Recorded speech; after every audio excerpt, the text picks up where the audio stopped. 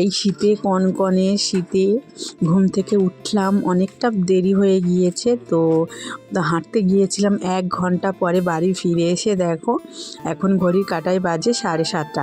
তো এখনও মানে আকাশের ওয়েদার দেখতে পাচ্ছ, ভীষণ কুয়াশা ভাব। তো কালকে এই জামা কাপড়গুলো কাচা হয়েছিল, সেগুলো দেখো তারে এখন মেলে দিচ্ছি। তারপরে কিন্তু মেয়েকে ঘুম থেকে তুলে ব্রাশ করিয়ে ওকে কিন্তু টিউশন পড়তে দিয়ে আসবো। তো চলো এখন আমি জামা কাপড়গুলো তারে মেলে দিই। শুভ সকাল আমার প্রিয় বন্ধুরা, তোমরা সবাই কেমন আছো? আশা করছি তোমরা সবাই খুব ভালো আছো। তাদের আমার ছোট্ট একটা গ্রাম থেকে আমি পূজা তোমাদের সবাইকে স্বাগত জানাচ্ছি পূজার ব্লগ চ্যানেলে। তো দেখো এই শীতের কুয়াশা ভরা সকালে না সত্যি উঠতে তো দেরি হয়ে যায়, আর একদম বিছানা ছেড়ে কিন্তু উঠতে ভালো লাগে না। হাত পা একদম সবই ঠান্ডা হয়ে যাচ্ছে। তাও কিন্তু জানো তো মেন রোডের মধ্যে আমি একাই গিয়েছিলাম আজকের হাঁটতে, তো কাউকে সঙ্গী করিনি। তো আমার সঙ্গী হয় আমার দিদির শাশুড়ি, তো উনি যায়, মানে উনি না খুব জোরে জোরে হাঁটতে পারে না, যেহেতু বয়স্ক মানুষ। তো আমি একাই গেলে একটু তাড়াতাড়ি মানে হেঁটে বাড়ি আসতে পারি। তো যাই হোক, এখানে দেখো পাখির অপেক্ষা করছে কখন ওদেরকে খেতে দেব। তো দোকানটা খুলে ফেলেছে তোমাদের দাদাভাই, ঘুম থেকে ওঠার পরেও কিন্তু ফুচকার আটা মেখে রেখেছে। তারপরে দেখো পাখিরা অপেক্ষা করছে ওদেরকে কখন আমি খেতে দেব। তো আমি দিই বা আমার বড়মশাই দেয়। তো মেয়েকে তো তুলে ফেললাম, হাতে ব্রাশটা ধরিয়ে দিয়ে দেখো ঘরের ভেতর থেকে একদম ঝাড় দিয়ে পরিষ্কার করে দিচ্ছি, বিছানাটাও গুছিয়ে নিয়েছি। তো একদম মানে 7:45 মতো বাজে। তো মেয়েকে আজকে খাওয়ানোর তো সময় নেই, দোকান থেকে কেক কিনে দেবো, তো ওকে খাইয়ে কিন্তু টিউশনি পড়তেটা দিয়ে আসবো। মেয়ে জানো তো হঠাৎ করে 2 দিন আগে একটা দুর্ঘটনা হয়ে গিয়েছিল। মেয়ে যেখানে পড়তে যায় সেখানে না মানে পৈটেটা অনেকটা উঁচু মতো, তো বাচ্চা মানুষ যেহেতু পৈটা থেকে নামছিল, হঠাৎ হোঁচট খেয়ে একদম মুখ ঠুকে কিন্তু পড়ে গিয়েছিল। তো যাওয়ার ফলে মেয়ের পায়েও লেগেছে, এমনকি নাকটা না মানে লেগে একদম মানে কেটে গিয়েছে। তো মেয়ের সেই থেকে না ভীষণ শরীরটা খারাপ, ভীষণ কান্নাকাটি করছে। জানি না, হয়তো বাচ্চা মানুষ বলতে পারছে না কোথায় লেগেছে না লেগেছে। তো যাই হোক দেখো আমি চা করে নিয়েছিলাম, তো এটা সবাইকে চাটা দেব। তো আজকে দুধ চা বানিয়েছিলাম জানো তো, ওই যে ঘরে মানে ফ্রিজে দুধ ছিল, তো অল্প দুধ নিয়েছিলাম। তো ফ্রিজটা দেখো আমাদের এইবার ঘরের আনা হয়েছে। তো ফ্রিজটা আমাদের না, যেহেতু শাশুড়িমার ফ্রিজ, তো উনি ওখানে থাকে না, ওনাকে বলে কিন্তু নিয়ে আসা হয়েছে, যেহেতু এখানে ফ্রিজটা রাখলে দোকানের জন্য কিছু মানে ঠান্ডা জিনিস কিন্তু তুলতে পারবো। তো ফ্রিজের মধ্যে দেখো শিম আর শাক রেখেছিলাম, যেহেতু রাখার মতো তো আর কিছুই নেই। তো এবার থেকে কিছু কিছু সবজি কিনে বা মাছ ফাছ কিনে কিন্তু রাখার চেষ্টা করব। তো ফ্রিজ থেকে তো শাকটা বের করে নিলাম, আর ফ্রিজে মানে মাছটা ফ্রিজেই ছিল। তো মাছের কিছুতেই বরফটা না ছাড়ছিল না, একদম বরফ জমে গিয়েছিল। তো সকাল থেকে ভাবছিলাম মাছটা বের করে রাখবো, কিন্তু কী বলো, দোকানে কাস্টমার সামলা থেকে সব কিছু কিন্তু ভুলে গিয়েছি। চিংড়ি মাছটা বের করে জলে ভিজিয়ে রেখেছি, বরফটা এখনও ছাড়িনি। মাছটা কোনো রকমভাবে ছুরি দিয়ে হাত দিয়ে টেনে টেনে না ছাড়িয়েছি, আমার হাতেও মাছের কাঁটাও ফুটে গিয়েছে। তো শীতের সময় ভীষণ ব্যথা হয়, যেহেতু 2 দিন আগে ইঞ্জেকশনও নিয়ে এসেছি। হাতে ভীষণ ব্যথা, মানে পাশ ফিরে একদম শুতেই পারছি না। তো দেখো তারপরে মানে বরফ অবস্থায় মাছ, তাও দেখো কড়াটা গরম করে কড়ার মধ্যে দেখো মাছটা ছেড়ে দিলাম। তো ছাড়ার সময় দেখাতে পারিনি। তো যাই হোক দেখো, মানে ঘরে যদি আমি এটা বসে রান্না করি, সেটা তোমাদের সাথে কিন্তু সব কিছু কিন্তু শেয়ার করতে পারবো। দেখো কাস্টমার সামলাতে সামলাতে রাস্তার ধারে অনেক লোকজন আসে, তো তাদের সামনে কিন্তু ভিডিওটা তাদেরকে মানে মানে যখন তারা থাকে না, তো সেই ভাগে কিন্তু ভিডিওটা তুলতে হয়। তো কাস্টমার আসলে তারা কিন্তু দেখে ভীষণ হাসাহাসি করে, রহস্য করে, তারা অত বোঝে না। তো আমাকে দেখেই এমনি সবাই রহস্য করে জানো তো। তো সবার মতো আমি স্মার্ট না, তো আমি গ্রামের একটা সাধারণ মেয়ে, খুব মানে গ্রামের যেরকম একটা যেখানে সেখানে বসে পড়ি, খুব ভালোভাবে কিন্তু থাকতে পারি না। তো সবাই আমাদেরকে ভীষণ হাসাহাসি করে, আর বিশেষ করে জানো তো আমাদের মতো মানে শরীরে ভারী শরীরের মানুষের দেখেই সবাই এমনিই রহস্য করে।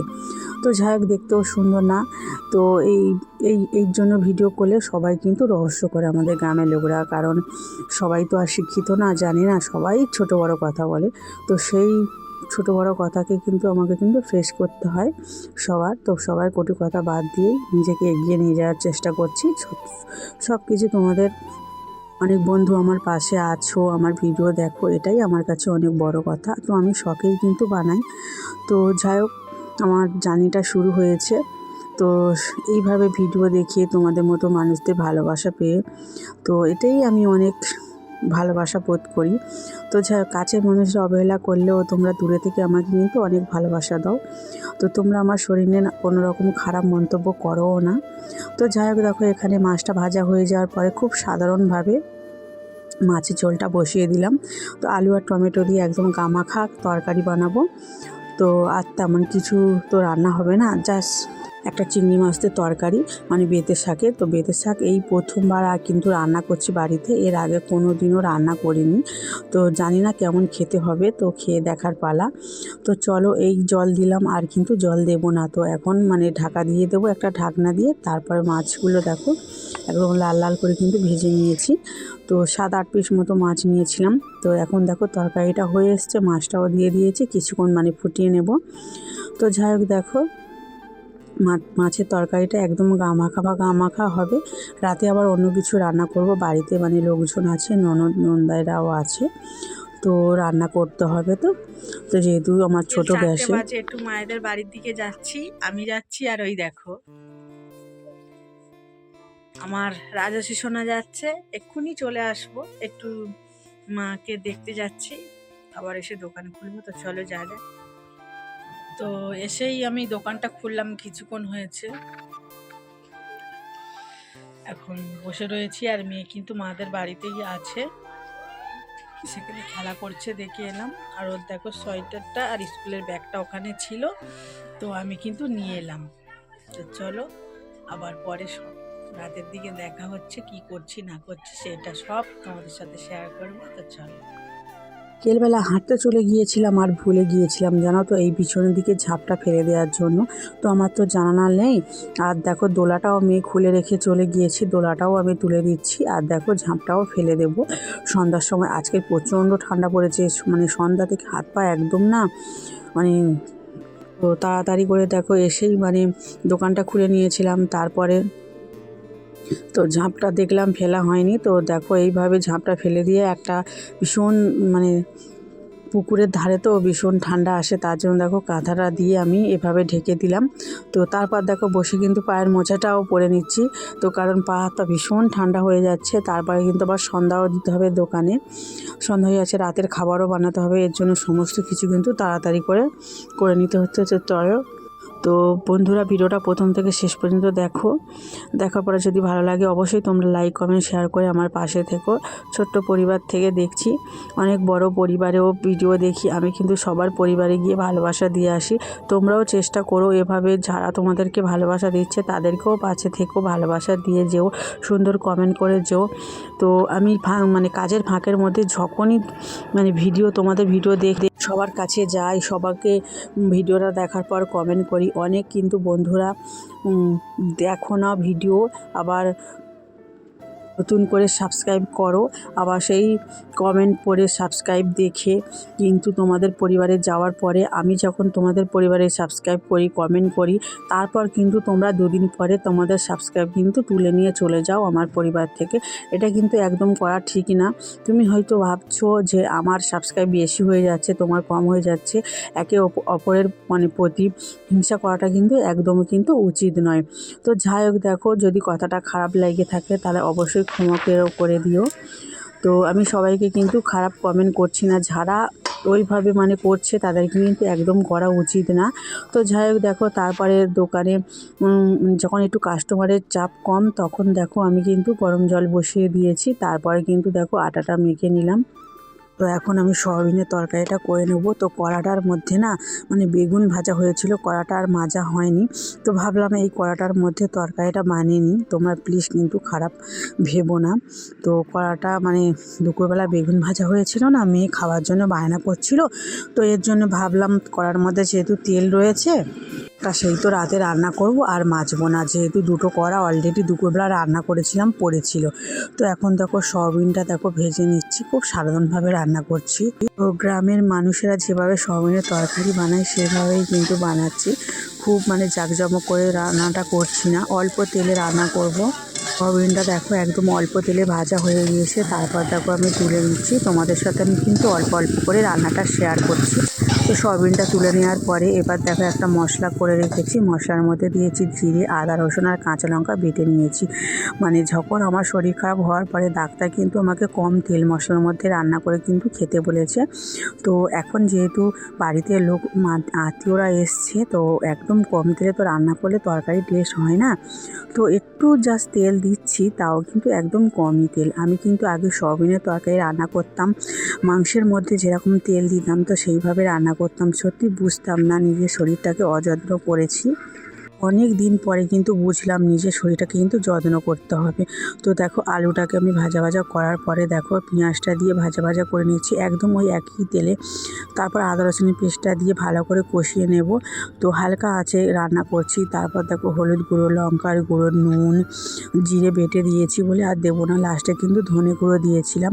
জাস্ট এবার একটু কষিয়ে নিয়ে ভালো করে যতক্ষণ না মশলা থেকে তেল ছেড়ে যায় তো ততক্ষণ পর্যন্ত কিন্তু কষিয়ে রান্নাটা কিন্তু করে নিচ্ছি। যদি এই রান্নাটা ভালো লাগে তোমরা কিন্তু অবশ্যই একটা ভালো কমেন্ট করে যেও। তো দেখো রান্নাটা ভালো হয়েছিল, কিন্তু একটু লবণটা বেশি পড়ে গিয়েছিল। দেখো সয়াবিনটা তারপরে দিয়ে কষিয়ে নিয়ে পরিমাণ মতো জল দিয়ে দেবো, তারপর কিছুক্ষণ ফুটিয়ে নেব, তো তারপরে রান্নাটা হয়ে যাবে। তো দেখো এই সয়াবিনের তরকারিতে রুটি খেতে বেশ ভালো লাগে। পরিমাণ মতো জলটা দিয়ে দিলাম, তারপর আমি রুটিগুলো কিন্তু সেঁকে নেব।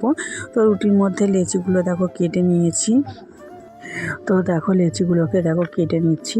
তো 600-750 মতো আটা মাখিয়েছিলাম আমি, যদি মানে ময়দা রুটি করি না, তো আটা ছিল না যেহেতু, এর জন্য দেখো আমি ময়দা মাখতে বাধ্য হলাম। গরম জলে মেখে নিয়েছি বেশ ভালোভাবে, কিন্তু আটা রুটি বেলতে যেমন সুবিধা হয়, ময়দা রুটি কিন্তু বেলতে অতটাই কষ্টকর।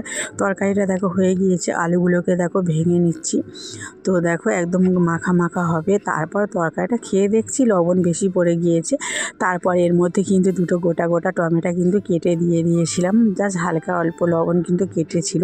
ভাত দিয়ে খেলে ঠিক হতো, কিন্তু রুটি দিয়ে যেহেতু খাবো তো একটু লবণটা বেশি হয়ে যাবে। এর মধ্যে দিয়েছিলাম শাহি গরম মশলা। তো এই শাহি গরম মশলাটা দিলে এই মানে আর কোনো কিছু কিন্তু দিতে হয় না।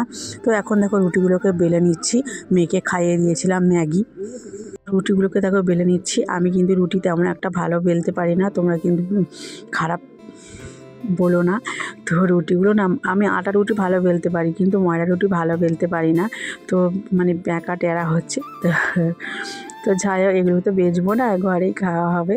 তো যাই হোক, যেহেতু মানে আত্মীয়রা আছে তারা হয়তো বলতে পারে যে রুটি টেরা ব্যাকা। তো রুটিগুলো মানে সেঁকা কমপ্লিট হয়ে গিয়েছে, 14-15টার মতো রুটি হয়েছিল।